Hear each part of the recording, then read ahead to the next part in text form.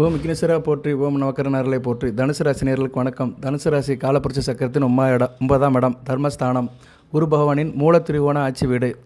நேயர்களே, தனுசு ராசி நேயர்களுக்கு அர்த்தாசிரம சனி வரப்போகுது. சனி பகவான் ஒரு பக்கம் வந்து 4ஆம் இடத்துலேருந்து சில கெடுதல் பண்ணத்தான் செய்வார், இல்லைன்னு சொல்லலை. திருஷ்டி ஆகும் ராசிக்கு சனியோட பார்வை நேரடியாக வரும் 10ஆம் பார்வையால்.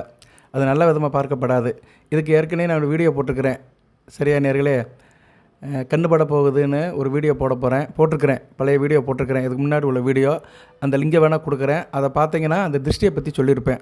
ஸோ திருஷ்டி படுற அளவுக்கு சனி பகவானுடைய தாக்குதல் அதிகமாக இருக்கும். அதுபோக இப்போ ராசிக்கு 4ஆம் இடம் வந்து ரொம்ப வீக் ஆகுது. சொல்கிறதுக்கே கஷ்டமாக இருக்குது. பலன் சொல்கிறவே வந்து பயமாக இருக்குது. ஒரு சரியாக வர மாட்டேங்குது. எந்த பக்கம் கால்குலேஷன் போட்டு பார்த்தாலுமே தனுசு ராசிக்கு வந்து சரியாக இல்லை. கண்ணீர் விடுற நிலைமை தான் இருக்குது. கடவுள் தான் கண்ணீரை துடைக்கணும். நான் எடுத்தோடனே ஏன் இப்படி சொல்கிறேன்னு நினைக்காதீங்க. நிறைய வீடியோ போட்டிருக்கேன். நான் தனுசு ராசிக்கு 7.5 சனி காலகட்டத்திலேருந்தே போட்டிருக்கிறேன். சில நிறைய நேரம் சாதகங்களும் சொல்லியிருக்கிறேன், பாதங்களும் சொல்லியிருக்கிறேன். சரிவிதமாக சொல்லுவேன். நான் ஓஹோன்னு புகழவும் மாட்டேன். தனுசு ராசி வந்து ஒன்றுக்கு ஆகாத ராசின்னு சொல்லவும் மாட்டேன். அட் ப்ரெசண்ட்டு கோச்சாரத்தில் கிரக நிலையில் எப்படி இருக்கோ அதை சொல்லுவேன். அதுபோக உங்கள் தசாபுத்தியும் சொல்லுவேன். லக்கண ரீதியாக சில கிரக நிலைகள் கோச்சாரத்தில் சரியில்லைன்னா அந்த லக்கணங்களுக்கு நல்லா இருக்காது, சில லக்கணங்களுக்கு நல்லா இருக்கும்னு எந்த அளவுக்கு வந்து கிளாரிட்டியாக கொடுக்க முடியுமோ அந்த அளவுக்கு சொல்லுவேன். மற்றவங்க மாதிரிலாம் வந்து புத்தம்புதாக பேசுகிறதெல்லாம் கிடையாது. ஜோதிடத்தை வந்து நான் அறிவுபூர்வமாக எடுத்துக்கிடுவேன். அறிவியல் அண்டு கணிதம் தான் ஜோதிடம். சரியா நேயர்களே, ஈக்குவேஷன் தான் ஜோதிடம். ஜோதி இருக்கும் இடம் ஜோதிடம். லைட் அண்டு அட்ராக்ஷன், அதாவது ஒரு இடத்துல வந்து ஒளியும் ஈர்ப்பு சக்தி இருந்துச்சுன்னா அங்கே ஜோதிடம் சரியாக வேலை செய்யணும்னு அர்த்தம். ரெண்டுமே கரெக்டாக இருக்கணும். ஓகே, இதன்படியில் தான் வந்து கிரகங்கள் நகருகின்றன. பிற கிரகங்களுக்கு ஒளியை கொடுக்கின்றன. பிற கிரகங்கள் கூட தன்னை ஈர்த்துக்கின்றன. அந்த சேர்க்கை வந்து நல்ல விதமாக இருந்துச்சுன்னா நல்ல பலன் கிடைக்கும் சம்மந்தப்பட்ட ராசிக்கு, இல்லைன்னா கெட்ட பலன் கிடைக்கும். இதுதான், இதை வச்சு தான் எல்லோரும் உருட்டுறாங்க. கிரகங்களை வச்சு ஆன்மீக கதையெல்லாம் சொல்கிறாங்க. நானும் ஆன்மீக கதையெல்லாம் சொல்லுவேன். இதுக்கு முன்னாடி குலதெய்வத்தை பற்றிலாம் போட்டிருந்தேன். ஆன்மீகம்ங்கிறது வந்து ஏன்னா மனிதனை பதப்படுத்துறதுக்காக தான் ஆன்மீகத்தை கொண்டு வந்திருக்கிறாங்க.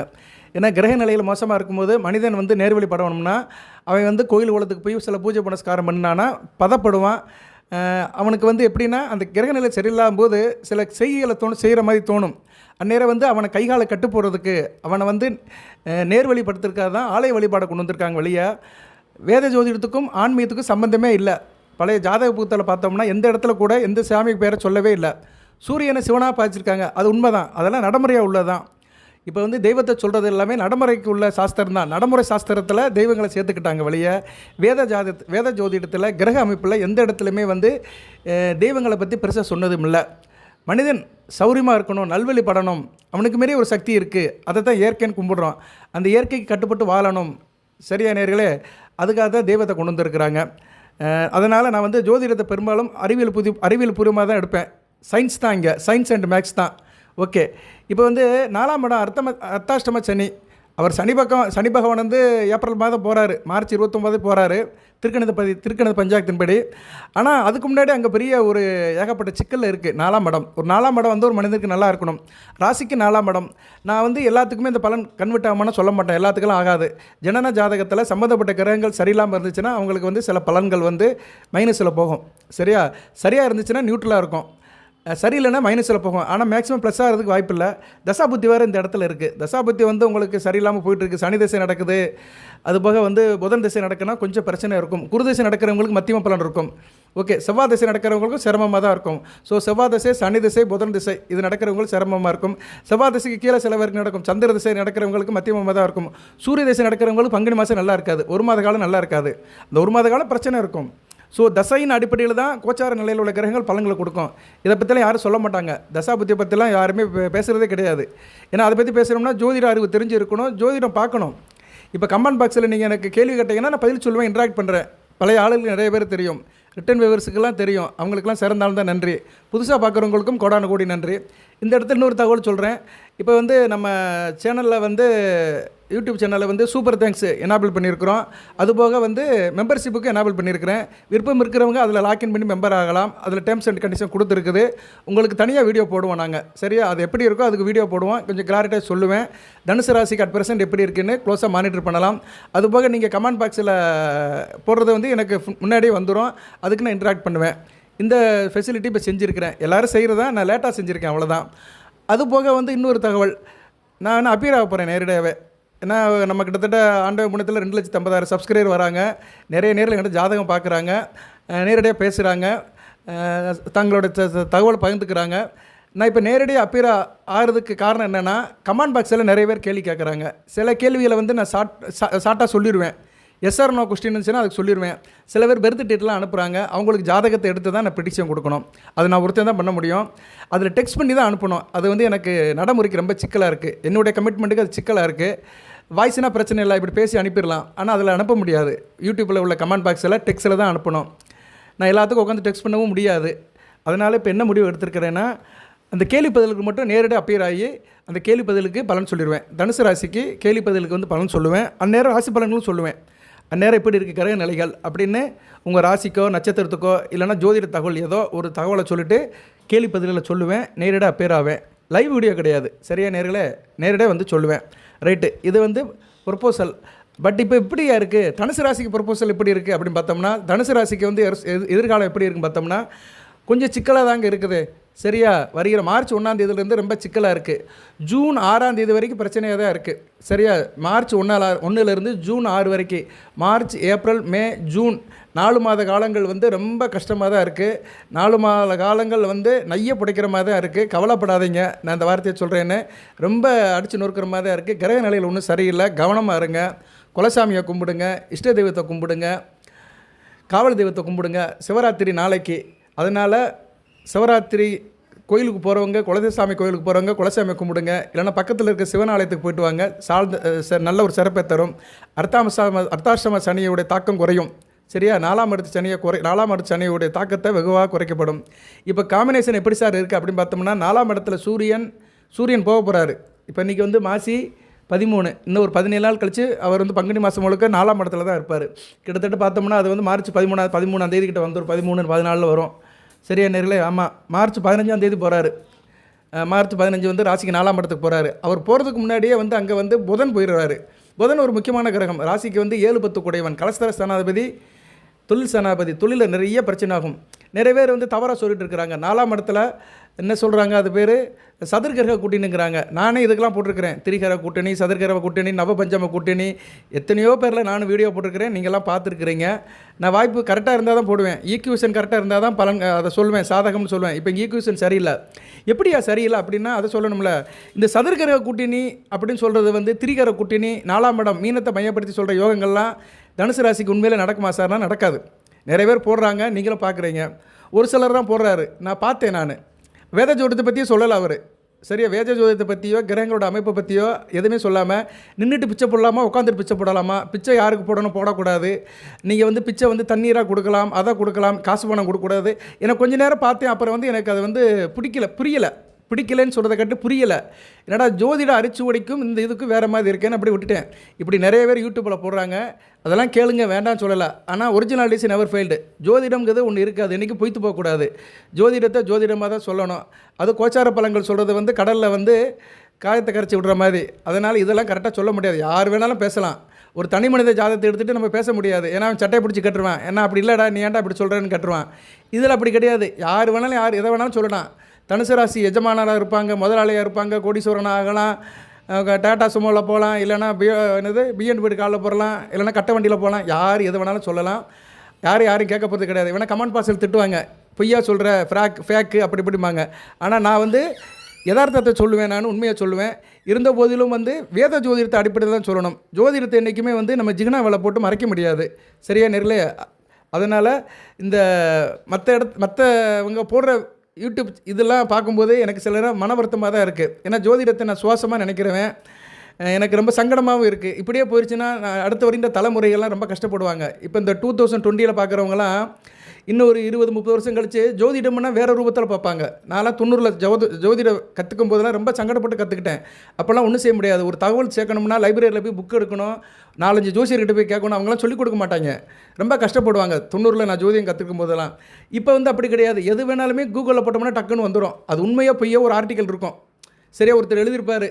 அது நடைமுறைக்கு சாத்தியப்படுமோ தெரியாது. பட் அதை பற்றி ஒரு டெஃபினேஷன் இருக்கும், ஒரு அரைவ்மெண்ட் பண்ணிக்கலாம். அப்படிலாம் இல்லாத காலத்துலலாம் ஜோதிடம் படிச்சுட்டு வந்திருக்கிறோம். இப்போ இன்றைக்கி வந்து இது எல்லாமே இப்படி இருக்கும்போது ரொம்ப சங்கடமாக இருக்குது. சரி, உங்கள்கிட்ட சொல்லணும்னு இருந்து சொல்லிட்டேன். இப்போ வந்து எப்படி சார் அப்படின்னு பார்த்தோம்னா 4ஆம் இடத்துல வந்து புதனும் சிக்கலில் இருக்கிறாரு. நீசபங்கம் அப்படிம்பாங்க. நீசபங்கம்லாம் அடையல அவர். நீசம் மட்டும்தான் அடைகிறாரு. ஏன்னா நீசபங்கம் அடையணும்னா சுக்கிரை வந்து அங்கே நல்ல நிலைமையில் இருக்கணும். சுக்கிரை வந்து உச்சமாக இருக்கிறாரு. சில பேர் பரிவர்த்தனை யோகம்னு சொல்கிறாங்க. பரிவர்த்தனை யோகம்லாம் பலன் கிடையாது. பரிவர்த்தனை யோகங்கிறது வந்து எப்படின்னா குரு வந்து நல்ல நிலைமையில் இருந்தால் தான் பரிவர்த்தனை யோகம். 6ஆம் இடத்துலேருந்து எப்படிங்க பரிவர்த்தனை யோகம் ஆகும்? அதுபோல் சுக்கிரை வந்து ராசிக்கு 8-11 கூடியவன். 8-6 வந்துட்டாலே அங்கே பரிவர்த்தனை யோகம் அடிபட்டு போயிடும். கெட்டவன் கெட்டவனே. குரு நல்லவனாக இருந்தாலும் 6ஆம் இடத்துல இருக்கிறாரு. கெட்டவன் தான். அது ஒரு நல்ல மனுஷன் வந்து ஒயின் ஷாப்புக்கு உட்காந்துருந்தானா அவனை போய் பார்க்க முடியுமா? சரியா ஒயின் ஷாப்பில் நல்ல டெக்கரேஷன்லாம் பண்ணி வச்சிருக்காங்க. ஒரு நல்ல ஃபங்க்ஷனை போய் வைக்க முடியுமா? பர்த்டே ஃபங்க்ஷனை போய் ஒயின் ஷாப்பில் வைக்க முடியுமா? ஒயின் ஷாப்னா ஒயின் ஷாப்பு தான். அங்கே நல்ல ஒரு போய் உட்காந்தாலுமே அந்த இடத்துக்குன்னு ஒரு மதிப்பு இருக்குது பார்த்தீங்களா, வேல்யூ இருக்குது பார்த்தீங்களா. அப்படி பார்க்கும்போது குரு நல்ல நிலைமையில் இல்லை. 6ஆம் இடத்துல அவர் இருந்தாலுமே அது நல்ல இடம் கிடையாது, மறைவு ஸ்தானம் தான். ஸோ அதில் பரிவர்த்தனை யோகம்லாம் எடுபடாது. அதை வச்செல்லாம் யாரும் பேச வேண்டாம். சில பேர் அதெல்லாம் சொல்கிறாங்க. பரிவர்த்தனை யோகம் வந்து பஞ்சமஸ்தானத்தில் இருக்கணும், கேந்திரத்தில் இருக்கணும். சரியா? இப்படி இருந்தால் தான் பரிவர்த்தனை யோகம் சாத்தியப்படும் வழியை 6, 8, 12, 3 இதில் இடத்துல இருந்தோம்னா பேருக்கு வேணால் சொல்லிக்கலாம். எங்கள் ஆத்துக்காரரும் கோர்ட்டுக்கு போகிறாருன்னு. அவர் கோர்ட்டில் போய் வாதாடுறாரா இல்லை கோர்ட்டில் சில படுத்து இருந்துச்சுட்டு வராருன்னா சொல்ல முடியாது. 6, 8 உள்ள பரிவர்த்தனை யோகம்லாம் பரிபூர்ணமாக இருக்காது. அதுபோல் கோச்சாரத்துக்கெல்லாம் பரிவர்த்தனை யோகத்தெல்லாம் சொல்லக்கூடாது. ஜனன ஜாதகத்தில் செக் பண்ணும்போது தசாபுத்தி நடந்தால் தான் பரிவர்த்தனை யோகத்தை சொல்லணும். தசாநாதர்கள் புத்திநாதர்கள் பரிவர்த்தனை யோகத்தில் இருந்தாங்கன்னா அவனுக்கு அந்த தசாபுத்தி நல்லாயிருக்கும். ஓகே, பேசிக்கிட்டே இருக்கலாம். நம்ம சப்ஜெக்ட்டுக்கு வருவோம். ஏன்னா அந்தளவுக்கு தனுசு ராசிக்கு வந்து இன்றைக்கி இக்கட்டான நிலைமை இருக்க போய் தான் இவ்வளோ தூரம் ஃப்ளோவில் நான் வந்துகிட்டு இருக்கிறேன். அந்த பரிவர்த்தனை யோகம்லாம் இல்லை. அப்புறம் சுக்கிரன் வந்து எப்படி சார் இருக்கிறாரு? சுக்கிரன் வந்து தனுசு ராசி நல்லதே செய்ய மாட்டார். தனுசு ராசி தனுசு லக்கணத்துக்கு பிறந்தவங்களுக்கு சுக்கிரனால நோ பெனிஃபிட். அப்பேற்பட்ட சுக்கிரன் வந்து எப்படி இருந்தாலுமே உங்களுக்கு எந்த பிரச்சனையும் கிடையாது. ஆனால் அவர் வந்து என்ன பண்ணுறாருன்னா தானும் கெடுத்து புதனையும் கெடுக்கிறாரு. புதன் வந்து ஓரளவு மத்தியம பலன் கொடுப்பார் தனுசு ராசிக்கு. எப்படி கெடுக்கிறாருன்னா அவர் ராகுவோட சேர்ந்துட்டார். சனி பகவானும் ராகுவோட போய் ஐக்கியமாயிட்டார். அவர் வந்து 3ஆம் இடத்துல இருந்தாலுமே 4ஆம் இட தொடர்பில் தான் இருக்கிறாரு. சனியுடைய பிடிக்குள்ளே தான் இருக்கிறாரு.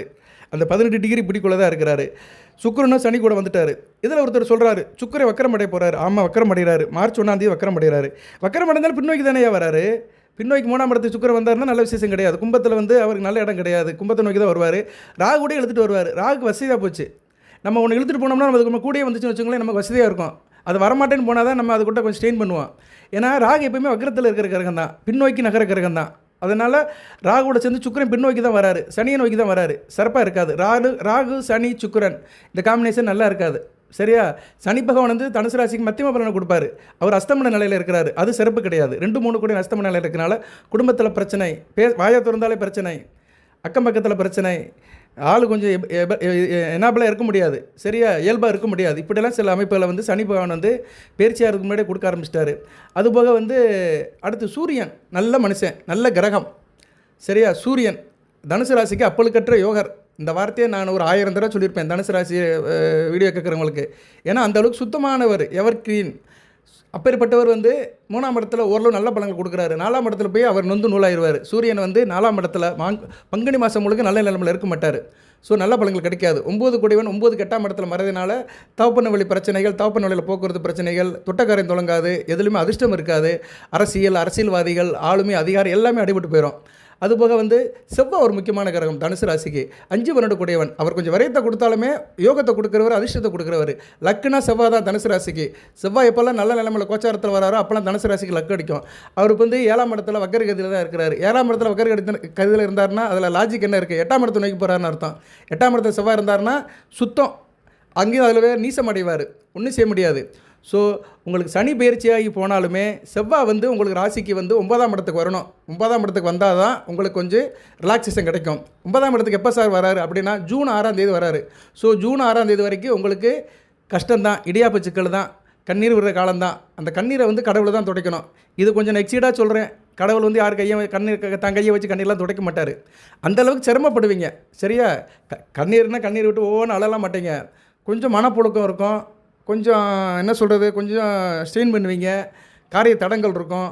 மனசில் ஒரு சந்தோஷம் இருக்காது. எங்கிட்டு போனாலும் ஒரு இடுக்குமுடுக்காக இருக்கும். ஒரு பக்கத்தில் ஒரு ரோட்டில் டிராஃபிக் இருந்தால் பரவாயில்ல, எல்லா பக்கமும் 4 பக்கமும் டிராஃபிக் இருந்துச்சுன்னா நடுவில் மாட்டிக்கிட்டு சிக்கத்தை அனுப்போம். அது மாதிரி ஆயிரும். சரியா? இப்படி தான் வந்து தனுசு ராசிக்கு சிச்சுவேஷன் இருக்குது. முக்கியமான கிரகங்களும் நல்ல நிலைமையில் இல்லை. குரு பயிற்சி வந்துட்டால் நல்லா இருக்குமா சார்? மே 14ஆம் தேதி குரு பயிற்சி ஆகி ராசியை பார்ப்பார். ஓரளவுக்கு பரவாயில்லாமல் தான் இருக்கும். சரியா? அந்நேரம் குருவுக்கு வீடு கொடுத்த புதன் எப்படி இருக்காருன்னு பார்க்கணும். புதன் ஓரளவு நல்ல நிலைமை இருந்தாலும் நல்ல பலன்கள் தான். இருந்தாலுமே அங்கே ஒரு பெரிய இக்கனா இருக்குது. என்ன சார் இக்கனான்னா குருவுக்கு சாரம் கொடுத்த மாதிரி தான் குரு செய்வார். சரியா? சாரம் கொடுத்தவன் யார்? செவ்வாய். மிருகசீரிஷம் 3ஆம் பாதம் 4ஆம் பாதத்தில் போவார். அந்நேரம் செவ்வாய் வந்து நீசமாய் தான் உட்காந்துருப்பார். சிறப்பாக எதிர்பார்க்க முடியாது. சரியா? இப்படி பார்க்கும்போது குரு வந்து கொஞ்ச நாள் ஆகி தான் நல்ல பலன்களை கொடுப்பாரு. செவ்வாயோட போக்குக்கு ஏற்ற மாதிரி தான் நல்ல பலன்களை கொடுப்பாரு. குரு வந்து ஒரு சாரத்தில் வந்து கிட்டத்தட்ட ஒரு மாதத்துக்கிட்ட இருப்பார். 1 மாதம் 1.5 மாதத்துக்கிட்ட இருப்பார். சரியா? அப்படியே கொஞ்சம் கொஞ்சமாக தான் வந்து கொடுப்பாரு. அது போக ஒரு வக்கரம் அடைகிறாரு. அது ஒரு பெரிய ஸ்டோரி. அது குரு பெயர்ச்சிக்கு போடுறார். குரு வக்கரமாகி உங்கள் ராசிக்கு 8ஆம் இடத்துல 50 நாள் இருக்கிறாருங்க. இது யாரும் சொன்னாங்களா என்னன்னு தெரில எனக்கு. சரியா? குருவும் வக்கரமாகி அக்டோபர் 10ஆம் தேதியிலிருந்து டிசம்பர் 5ஆம் தேதி வரைக்கும் கிட்டத்தட்ட ஒரு 50 நாட்கள் ராசிக்கு 8ஆம் இடத்துல இருக்கிறாரு. 8ஆம் இடத்துக்கு போயிட்டாருன்னா நல்ல பலன் கொடுக்க மாட்டார். குரு பயிற்சியிலுமே ஒரு 50 நாள் வந்து சில பின்னடைவு இருக்குது. சரியா? குரு பயிற்சி பரிபூர்ணமாக ஒரு வருஷத்துக்கு கிடைக்குமானா கிடைக்காது. அதில் ஒரு 2 மாத காலம் குரு வந்து வக்கரமாகி அப்புறம் 7 நிலைக்கு திரும்புவார். ஸோ 12 மாதத்தில் 2 மாதம் போச்சுன்னா 10 மாதம் தான் குருவால் நல்ல பலன்கள் கிடைக்கும். அதுபோக அவர் சாரம் கொடுத்த நாதெல்லாம் நல்ல நிலைமையில் இருக்கணும். சரியா? திருவாதிரை நட்சத்திரத்தில் போகிறாரு. திருவாதிரை நட்சத்திரம் வந்து ராகுவி நட்சத்திரம். ஓகே, இதுக்கு சொல்ல ஆரம்பிச்சோம்னா குரு பயிற்சிக்கு பலன் சொல்கிற மாதிரி போயிடும். எல்லாம் ஒன்று தான். குரு பயிற்சி, சனி பயிற்சி, செவ்வாய் பயிற்சி, எல்லா பயிற்சியும் ஒன்று தான். யாருமே இதெல்லாம் சொல்கிறது கிடையாது. சனி பயிற்சினா கெடுதல்னா கெடுதல், நல்லதுன்னா நல்லது. குரு அப்படியே கொடுத்துருவார். தனுசு ராசிக்கு நேருக்கு அப்படியே வாரி வழங்கி கொடுப்பாரு. தனியாக வந்து தட்டு தாம்பளத்தில் வச்சு நீட்டுவார். அதெல்லாம் கிடையாது. அவர் எந்த இயல்பில் இருக்கிறாரோ அதை பார்க்கணும். அதை யாரும் அனலைஸ் பண்ணுறது கிடையாது. குரு ராசியை பார்க்குறாருன்னா நீங்கள் கோடீஸ்வரன் ஆயிடுவீங்க அப்படின்றவாங்க. ஒரு 4 பேர் உட்காந்து டிவியில் பேசிடுவாங்க. நானும் இவடுத்து பேர் ஆக போகிறேன். சரியா? உங்களை நேரடியில் சந்திப்பேன் நான் இந்த கேள்விப்பதில் நிகழ்ச்சியில். எதுக்கு சொல்ல வரேன்னா, ஒரிஜினாலிட்டிஸ் நெவர் ஃபெயில்டு. தனித்தன்மை தோற்று போகக்கூடாது. ஜோதிடத்தை, கிரக அமைப்பை வந்து கரெக்டாக சொல்லணும் நேர்களே. ரைட்டு சார், ரொம்ப நீட்டி முழங்கிட்டேன்னு நினைக்கிறேன். உண்மையை தான் சொல்லியிருக்கிறேன், கோச்சுக்காதீங்க. சொல்ல வேண்டியது என்னோடய கடமை. ஏன்னா இந்த நேரத்தில் வந்து நிறைய பேர் வந்து சரியில்லாத விஷயத்த வந்து சரி இருக்குன்னு நிறைய தகவலை சொல்லிகிட்டு இருக்கிறாங்க. யதார்த்தத்தை தெரிஞ்சுக்கணும். சரியா நேர்களே? இந்நேரம் வந்து கொஞ்சம் கவனமாக இருங்க. ஆரோக்கியத்தில் எச்சரிக்கையாக இருங்க. மூச்சு பிரச்சனை இருக்கும், நுரையீரல் பிரச்சனை இருக்குது, வாய்ப்பு இருக்குது. உடல் நலத்தை நல்லா செக் பண்ணிக்கோங்க. மாஸ்டர் செக்கப் போய்க்கோங்க. ஹெல்த்து நல்லபடியாக வச்சுக்கோங்க. கண் பார்வையில் பிரச்சனை இருக்கும், அடிவீட்டு பிரச்சனை வரும், சில பேருக்கு அல்சர் பிரச்சனை கூட இருக்கலாம். அதுபோக வந்து தனி கொடுத்துன்னு போக வேண்டிய சூழ்நிலை இருக்கும். டீம் ஒர்க்கில் இருக்கிறவங்க, ஜாயிண்ட் ஃபேமிலி இருக்கிறவங்க தனி கொடுத்துன்னு போகிற மாதிரி இருக்கும். அம்மாவுடைய உடல்நலத்தை பார்த்துக்கோங்க. சரியா? இல்லைனா சில பேர் வந்து தாயை விட்டு பிரிகிற மாதிரி இருக்கலாம். தாய் கூட தொடர்பு கொள்ள முடியாத இடத்துல இருக்கலாம். அதனால் தாயோட உடல்நலத்தை பார்த்துக்கோங்க. அதுபோக வந்து வீடு மனை வாங்க நினைக்கிறவங்களாம் கவனமாக இருக்கணும். சரியா? இடம் வாங்கணும், இடம் வாங்கி வீடு கட்டணும், இல்லைனா ஃப்ளாட் வாங்கணும், அப்பார்ட்மெண்ட்டில் இடம் வாங்கணும், அப்படிலாம் இருக்கிறவங்க டாக்குமெண்ட்ஸ் எல்லாம் கரெக்டாக பார்த்துக்கோங்க. எல்லாம் ஃபேக் இதாக வந்துடும், போர்ஜரி பண்ணிடுவானுங்க. அந்த புரோக்கர்லாம் ரொம்ப நம்பாதீங்க. நம்பிக்கையான ஆளுகள் மூலமா அணுகுங்க. அதே மாதிரி புதிய வாகனங்கள் வாங்கும்போது வாகனங்கள் வாங்கலாம். அதுவும் இப்போதைக்கு வாங்குறதுக்கு தப்பு தான். இவர் வந்து ரிக்கவரி ஆகணும். யார்? குரு சுக்கிரன் வந்து வக்கர நிவர்த்திலேருந்து வரணும். 13/4/2025 பின்னாடி வாங்குங்க. ஏன்னா 4ஆம் இடத்துல வக்கரகத்தில் இருக்கிறாரு, நல்ல அமைப்பில். 13/4/2025 மேலே வாங்கினீங்கன்னா ஓரளவு பரவாயில்ல. அப்படியே வண்டி வாங்கினாலுமே கார் வாங்குறவங்க வந்து வெளியூர் போகும்போது யாருனாச்சும் டிரைவரை போட்டு ஓட்டுங்க. சேஃப்டி அந்த ஆக்சிபெட்லாம் ஃபாலோ பண்ணுங்க. 2 வீலர் ஓட்டுறவங்க ஹெல்மெட் போடுங்க. டிரைவிங்கில் கார் சீட்டில் இருக்கிறவங்க பெல்ட் போட்டுக்கோங்க. சரியா? இதெல்லாம் வந்து கொஞ்சம் கவனமாக இருக்க வேண்டும். வேகத்தை குறைச்சி விவேகத்தை வளர்த்துக்கோங்க. உங்கள் வேகத்தெல்லாம் வண்டி ஓட்டுறதில் காட்டாதீங்க. செவ்வாய் வேறு 8ஆம் இடத்துக்கு போக போகிறாரு. சரியா? கொஞ்சம் கவனமாக தாங்க இருக்குது. எனக்கு பலன் சொல்கிறவே கொஞ்சம் எனக்கு தயக்கமாக தான் இருக்குது. பலன் சொல்லவே பயமாக தான் இருக்குது. கவனமாக இருங்க. நான் இதுக்கு முன்னாடி தனுசு ராசி நேரில் வீடியோ போடுவேன். ஆனால் இப்போ கொஞ்சம் ரொம்ப குருஷியலாக தான் இருக்குது. சரியா? அதுக்கேற்ற மாதிரி சில வார்த்தைகளை சொல்ல வேண்டியதாக இருக்குது. ஆனால் இறைவன் சித்தம் ஒன்றும் பெருசாக ஒன்று பாதிக்காது. குரு 14ஆம் தேதிக்கு மேலே ராசியை பார்த்துட்டாருன்னா நிலைமையெல்லாம் கட்டுக்குள்ளே இருக்கும். ஆனால் அந்த நிலைமையை வந்து அவர் சரி செய்ய மாட்டார். அவர் பங்குக்கு ராசியை பார்த்து உங்களுக்கு தாங்குகிற சக்தியை கொடுப்பாரு. குரு வந்து ராசியை பார்த்தாரு என்ன அர்த்தம்னா, மனமும் உடலும் நல்லாயிருக்கும். எவ்வளோ பிரச்சனை வந்தாலும் மனம் கலங்க மாட்டீங்க. உடல் நிலையை பாதிக்காது. சரியாக போயிடும். பிரச்சனை இருக்கும், கரெக்டாக டயத்துக்கு வருவீங்க, சாப்பிடுவீங்க, தூங்குவீங்க. பிரச்சனையோட காரியத்தை செஞ்சுட்டு இருப்பீங்க. இப்படி தான் பண்ணுவீங்க. வேலை தொழில், விவசாயம், இரும்பு சம்பந்த தொழிலெலாம் மந்தமான சூழ்நிலை இருக்கும். அதுபோக வந்து துப்புர தொழில் இருக்கிறவங்க, ஹவுஸ் கீப்பிங்கில் இருக்கிறவங்க, கார்பரேஷனில் வேலை பார்க்குறவங்க, இவங்களுக்குலாம் பெரிய முன்னேற்றம் இருக்கும். சரியா? அதனால் உங்களுக்கு வந்து ஓரளவு அவங்களுக்குலாம் நல்ல விதம் பார்க்கப்படுகிறது. மிகப்பெரிய தொழிலில் பாதிக்கப்பட்டவங்க, கடனில் இருக்கிறவங்களாம் கொஞ்சம் கவனமாக இருக்கணும். சரியா? கடன் வாங்கி தொழில் பண்ணுறவங்க, கடன் பிரச்சனையில் இருக்கிறவங்களாம் ரொம்ப எச்சரிக்கையாக இருக்கணும். சரியா நேர்களே? ஏன்னா அதிலலாம் ரொம்ப ஒரு பிரச்சனை வரும். இருந்தபோதும் சனி பகவான் 6ஆம் இடத்தை பார்க்குறாரு. 6ஆம் இடத்தை பார்க்கறதுனால கடன் பிரச்சனை கட்டுக்குள்ளே தான் இருக்கும்.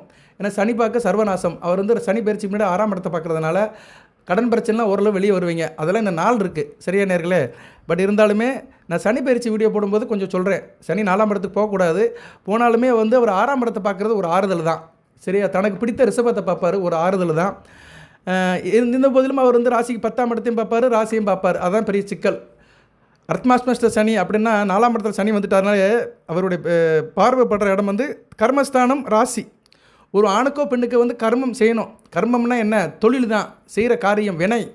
அந்த வினையை வந்து சனி பகவான் என்ன பண்ணுவார்னா வினையை தாமதப்படுத்துவார். சனி பகவான் வந்து பார்த்த அந்த இடம் வந்து என்ன ஆகும்னா மழுக்கடிக்கப்படும். அந்த இடம் வந்து என்ன ஆகும்னா இயல்பு நிலையில் இருக்காது. ஃப்ரெண்டில் சுற்றுறது ரிவர்ஸில் சுற்றுற மாதிரி இருக்கும். சரியா? ஏன்னா அவர் அந்த அந்த காரியத்தை வந்து கெடுப்பார். அதனால் உங்களுக்கு என்ன ஆகும்னா தொழில் பண்ணுறவங்க, தொழில் முனையில் இருக்கிறவங்களுக்கெல்லாம் கொஞ்சம் சற்று மந்தம் இருக்கும், சோம்பேறித்தனம் இருக்கும், நினச்சது நடக்காது, குழப்ப நிலையில் இருப்பீங்க.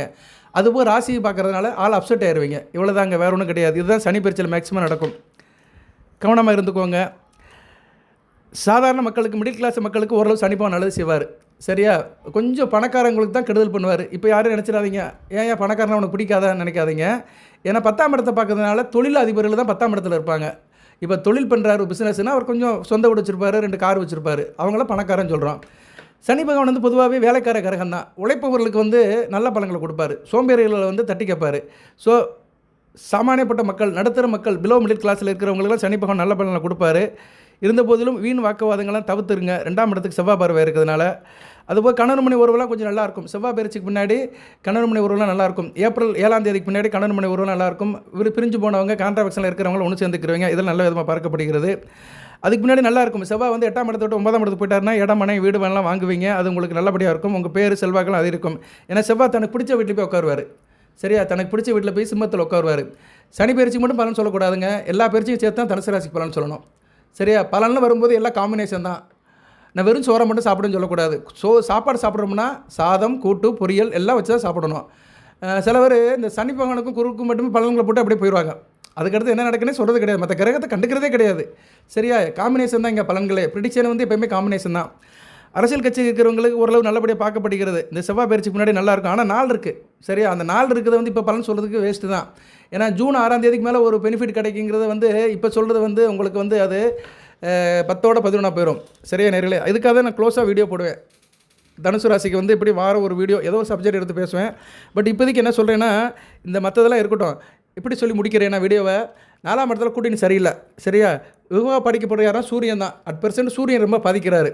வருகிற 15ஆம் தேதியிலிருந்து, மார்ச் 15லேருந்து அங்கிட்ட 1 மாத காலத்துக்கு சூரியன் வெகுவாக பாதிக்கிறாரு. செவ்வாயும் சரியில்லை.